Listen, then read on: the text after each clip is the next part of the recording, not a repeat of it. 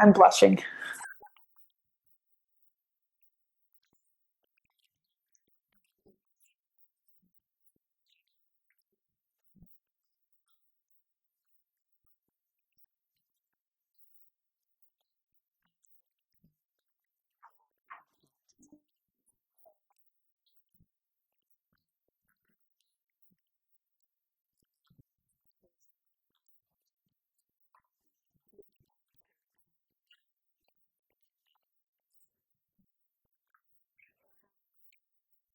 Thank you. I feel like I have to collect myself now after that very warm welcome. Thank you.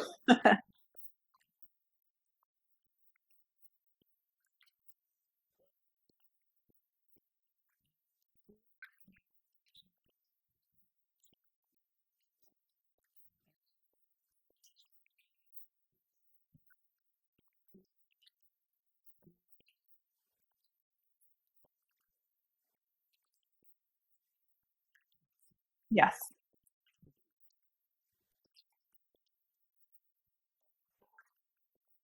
I've always been, yeah, I think passionate about that age group. Being a kid is so much fun. And, my sport experience really ended when I was about 15. And so much happens, before your teenage years and sometimes into your teenage years that I just felt if I could help that age group, that would really be amazing. So I didn't necessarily intend to focus on that, but it was just sort of always where my passion was. So looking back, it makes sense that that's where the majority of my work happens. No, I didn't. So in my undergrad, I studied theater and psychology. And by the end of my time in college, I knew I wanted to continue with psychology. I just didn't know what. So I moved back to the Bay Area. I was in college in New York and was looking into the many different types of higher education psychology programs that exist in the Bay Area. And it was my dad who taught at JFK who said, well, there's a sports psychology or a sports psychology program. Have you ever thought of that? And I said, I haven't even heard of that, but that sounds like it would make sense for me. And it did in part because of my sport background. It did because of my interest in helping people. But really that was the focus was I want to help people. And I knew that going more of a typical therapy route wouldn't really work for me. That was a little too intense. I wanted to help in a different way. And so, yeah, sports psychology really just combined the things I was interested, but I tell people I came to it for the psychology part, not the sport. People are always shocked when they hear that I don't watch sports. I don't follow. I don't know who the Giants played recently. None of that. Like I'm not a sports fan in general. Yeah. Right.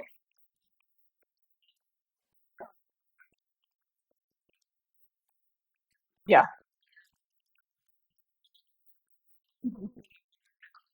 Yeah. Yeah. Good. Yeah, and I do work with a lot of those athletes I've learned over the years. And again, my interest is in helping those athletes do well in their sport. But again, if they're going to talk about, who the point guard is or the goalie, I'm like, I just nod and smile and just, kind of again, let them be the expert because I don't really know. But yeah, I've worked with a lot of athletes over the years, but definitely have gravitated more towards the gymnasts, the cheerleaders, sometimes figure skaters, swimmers for sure. There's a lot of commonalities in some of those sports.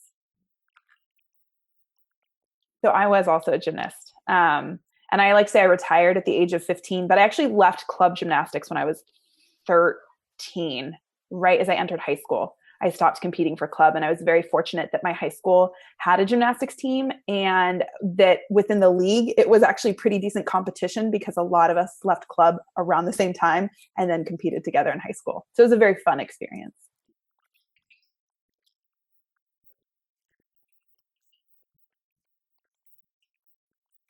Yeah.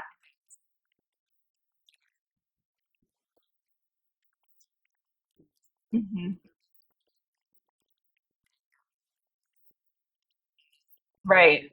Yeah. And this was, yeah, and this was 20 plus years ago. So the coaching, no offense to any of my coaches who may be watching this, I think the coaching and the emphasis was different. And I know we'll get into this, but dealing with my own fears and what happened, it became a big struggle. So yeah, it was very different then.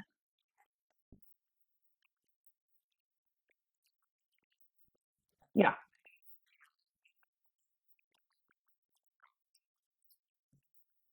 Mhm. Yeah.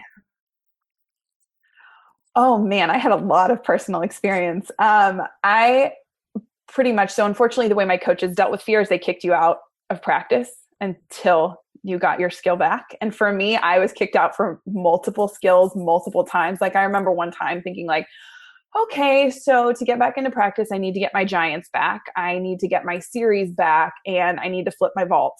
That's probably not going to happen today. So I would kind of go through phases of things. Like I would be fine, and then I would freak out, and then I would get kicked out, and then I would hang out for a while, and eventually, kind of get my skills back and get back into practice. And after doing that a lot of times and kind of going through the cycle, it just wasn't fun anymore. And so thankfully, my parents were supportive of me shifting away from that. And I was able to step into high school gymnastics, which was great. And actually, I ended up getting some of those skills back and then some in an environment that was just, a lot less pressure.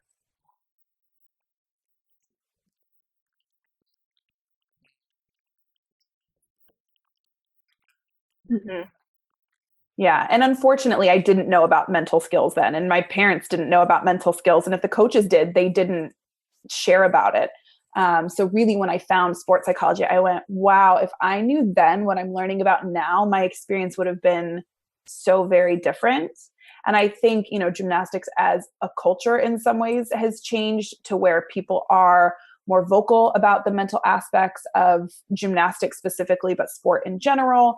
Mental skills coaches and the field of sports psychology has grown a lot in the 20 plus years since I was a gymnast, even in the last 10 years since I've been doing this work. So, I think more people know that it's an option to get support around the mental aspects of gymnastics or whatever their sport is. Mhm. Yeah. Yeah.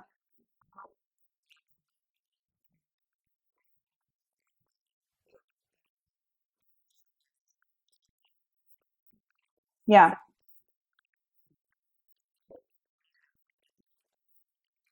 Right. And I think too, a lot of times, I'm sure this is true for you too, we get calls when something isn't going well, when someone is like in the middle of the fear and they've, for the last 6 months, I've, my series is come and gone, or, I have this block. But I think more and more people are realizing that this can be a proactive skill too. And I love when I work with teams, the coaches call me, before the season starts. And it's like, okay, we know season is coming. Let's work on these skills now so that we can mentally prepare. So there's, that aspect of it too, which is hopefully kind of warding off some of these challenges that athletes face. And that's also why I love working with youth athletes, because these are life skills.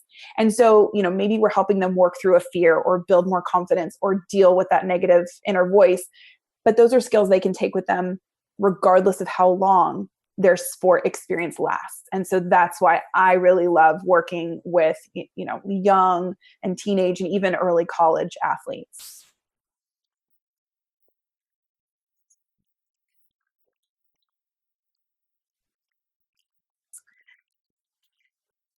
Gosh, I know you told me you were going to ask me about this. So I was trying to remember. I should have actually asked them what they did. I don't remember it being very much, to be honest with you. I think, again, unfortunately, our gym culture was a little bit like, parents, stay out of it. We've got this. And so I think, they just encouraged the best that they could. And, the, the thing about fears is like they come and go. And as parents, it's so hard because you see it logically. Your child has done it before. Chances are they'll do it again. You don't know how to get them from A to B. So yeah, I think they were just sort of encouraging, you can do this. It's okay. Stay positive. And just kind of, yeah, let me try and work through it. I was also very stubborn at that point in time. So still, but especially then I was very stubborn. So I think maybe that's why I blocked out whatever they tried to do to help me. I wasn't having it. I was like, I got this. I'll figure it out. I'll just stay out of practice for a couple weeks. You just keep paying those bills. I'll get it. I think so. Yeah. Yeah. I know. Yeah. It's hard. Yeah. Yeah. Yeah. I know, I know. And I think the only thing they could have done differently, and honestly, I don't think they even knew to do this, was just to normalize what I was going through. Because I think, when gymnasts are going through, or any athletes going through whatever it is, a fear, lack of confidence, just getting down on themselves, they feel like they're the only one going through it. And it felt like that. It felt like all my other teammates were fine with all their skills and no one else got kicked out of practice. Or if they did, they got back really quickly. And so I think, for them to sort of normalize that would have been great. But again, they didn't know, they didn't necessarily know that it was normal. And then to be able to find additional support to work through that. But again, this mental skills training wasn't really a common thing back then. So I definitely don't fault them for that. But I think now parents have a lot more options for how to help their athletes, which is great.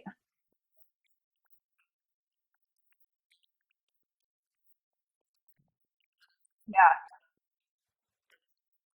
Yeah. I mean, it would have been 13 had it not been for high school gymnastics. And I sort of, after 2 seasons, made the shift to kind of a different interest, which was theater at that point in time. So I felt like, okay, I did this. I think I won the league championship. I got my letter. I'm like, I'm good. Check, check. Like I reached the goals that I could reach at that point. I hit my pinnacle. I'm like, I'm going to retire now. I'm done.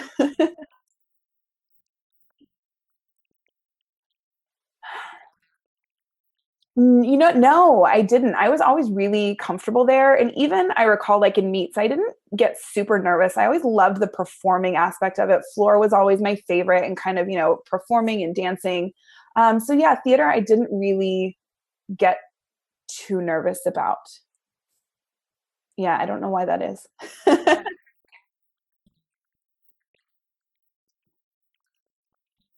Yeah.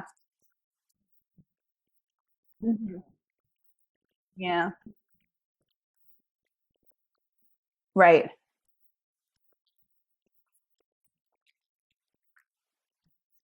Yeah. Well, and we all have our own sort of natural tendencies, whether it's okay, I'm confident in this situation, but I'm not in this situation, or, my ability to be positive is really great, but I get distracted very easily. Everyone has their own sort of natural inclinations.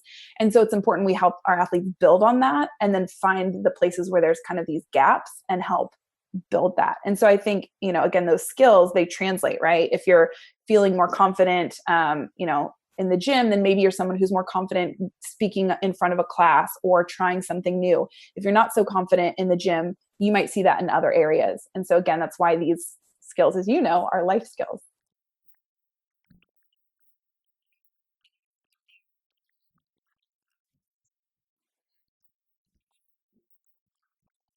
So typically, to start off with any athlete, I want to get to know them, what's going on, what's working. It's important to pay attention to the positives and what's not, because even though I've worked with hundreds, if not thousands of athletes, and many, many of those on fear, I've never sat down with this particular athlete before. So while there are probably commonalities, there are things that are different. So I kind of want to get a background. The first session, we're not really fixing anything. We're just sort of, learning about it, and also bringing awareness to the athlete, because even though they live in it and they're probably very aware of the fear, they might not realize, that it's a beam fear, but it starts like 20 minutes before the beam rotation even begins. And so that's a point where we can help kind of tackle, this fear that they're experiencing. So that learning is important for me and the athlete.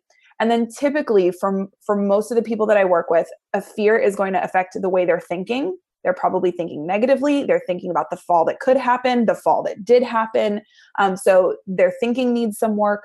They're probably feeling nervous or stressed or frozen. So we need to kind of deal with the physical ramifications of their fear.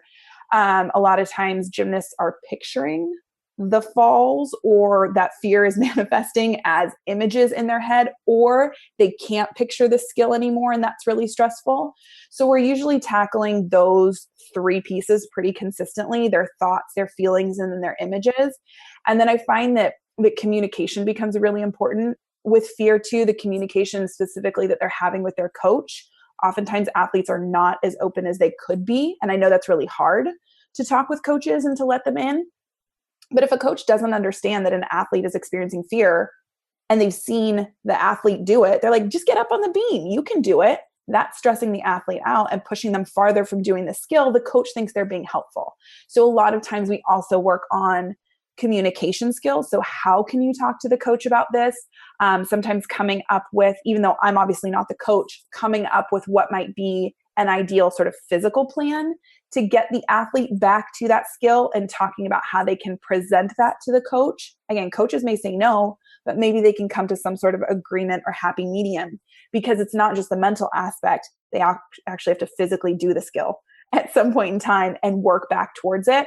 So I'm not saying this is what you should do. We're breaking down, how do you think you can get there, and how can you maybe get the coach more on board with that, so that you have a plan in the gym that sort of matches up with working on your mental skills as well. So that's typically what happens when we're dealing with a fear.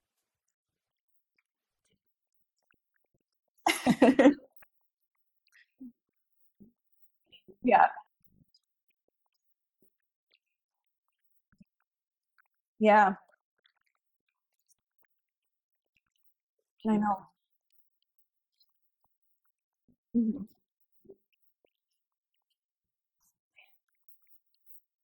It is. Yeah.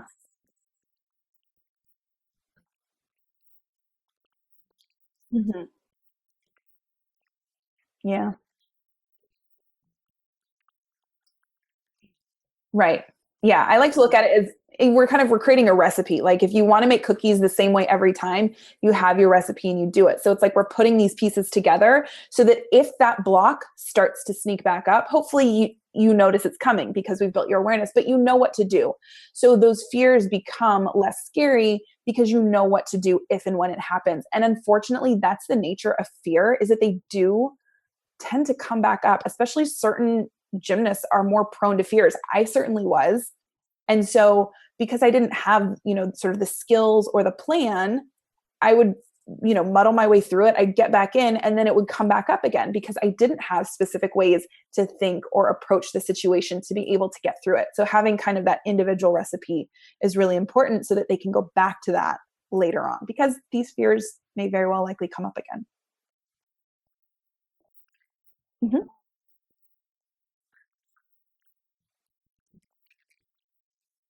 So I would say confidence and consistency.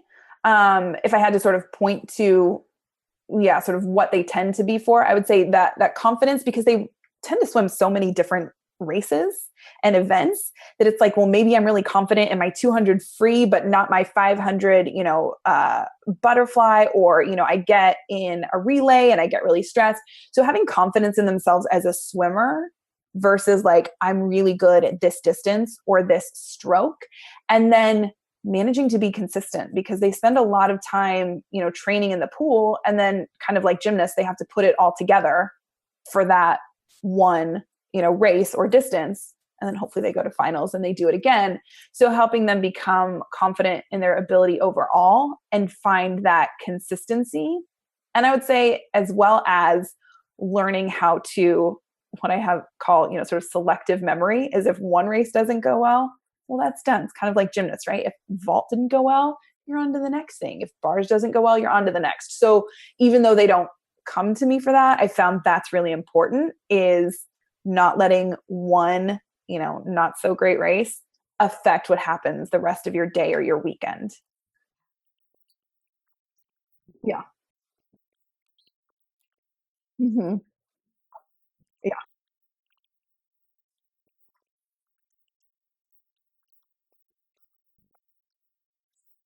Right. Yeah. Well, I know the way I like to, well, with that kind of attitude, you will. That's what I say to my son. I can't do this. Well, with that kind of attitude, you won't.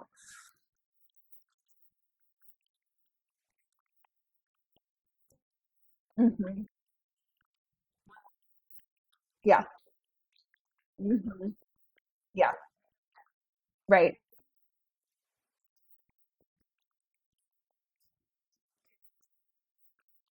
Right. And that's what I tell parents a lot of times because I think a lot of times parents do know great things to say and they have really positive and appropriate ways of encouraging their kids. And, with the amount of information you can get from podcasts like yours, from the internet, parents have a lot of information and they are well meaning and they want to support, but kids don't want to hear it from parents, unfortunately. This happened to me the other day. My son was unfortunately having a little bit of a meltdown at baseball, and I was trying to talk to him, stay calm, use all my information. He's not having it. Coach comes over. It's like, hey, come here, buddy, trots on over and hears it from him. I'm like, I'm pretty sure I just said that, but all right, I'm gonna let you have that one, coach. So it's parents, we mean well. They just, that's the nature of parent kid relationship, which I understand more and more every day. No, parents, you do know so much, and unfortunately they're just not always going to hear it from you.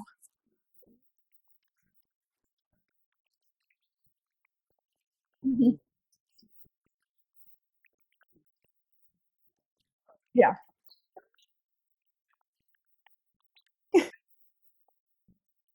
Yeah.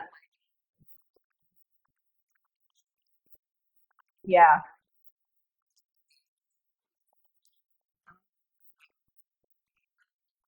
Hmm.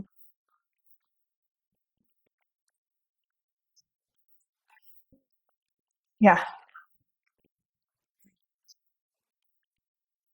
Right. It is hard. Hmm.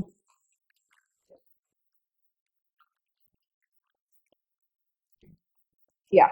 Yeah, I always try after he plays, I always try to say, I loved to watch you play today. And I read that somewhere. I can't take credit for that. There was an article that made the rounds a couple years ago of like however many words as I love to watch you play. What, six? Like the six words you should say to your athlete after every, game or practice. Like I loved to watch you play today. And just let them know that you enjoyed it and it wasn't about, what they hit or what they scored or what they did, but I loved to watch you play today, or I loved to watch you perform. I loved to watch you get out there, and just know that like that's what you're there for as a sport parent. So I'm trying to remember that. Yeah.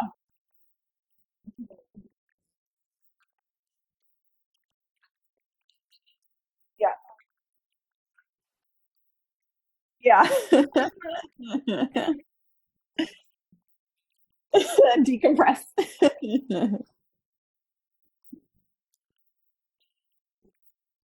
Yes.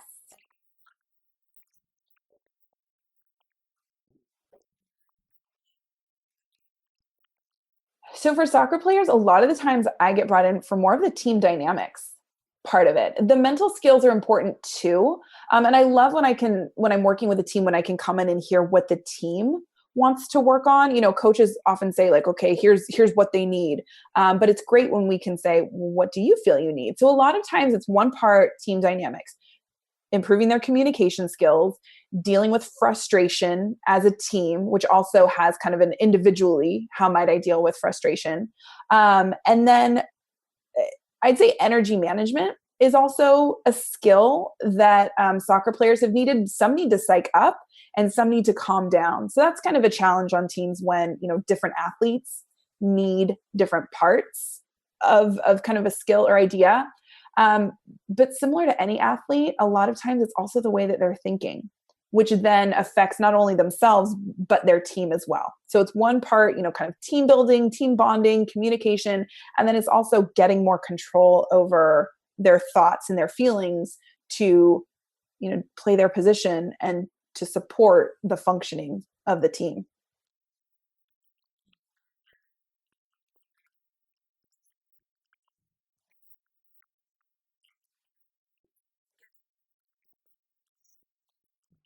Mhm. Yeah.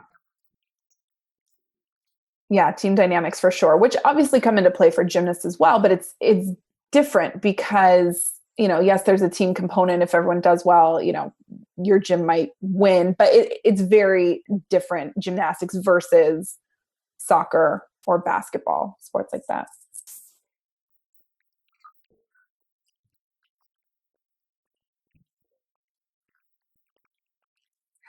Let's see.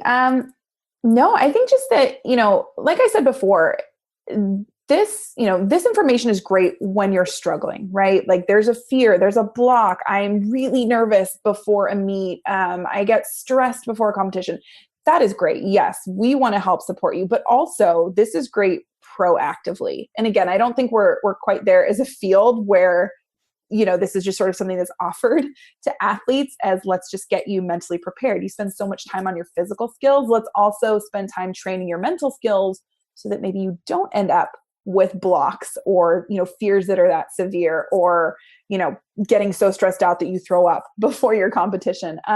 So I think for any parents who have, sort of stumbled into this community, like know that that's great too, to start helping your athlete early and proactively versus, oh, there's an issue, let's help it, which we can do. We can absolutely do. But it's much easier to help your child through a fear or a block when they have this foundation versus, they're 2, 3, 6 months, a year in. We can still help, but it's going to be a much bigger upward battle than if we kind of get those foundational skills early.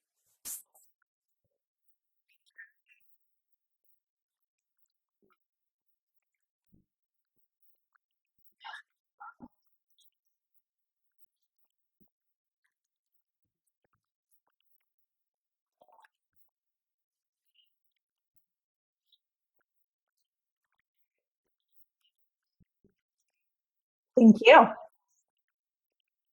Awesome.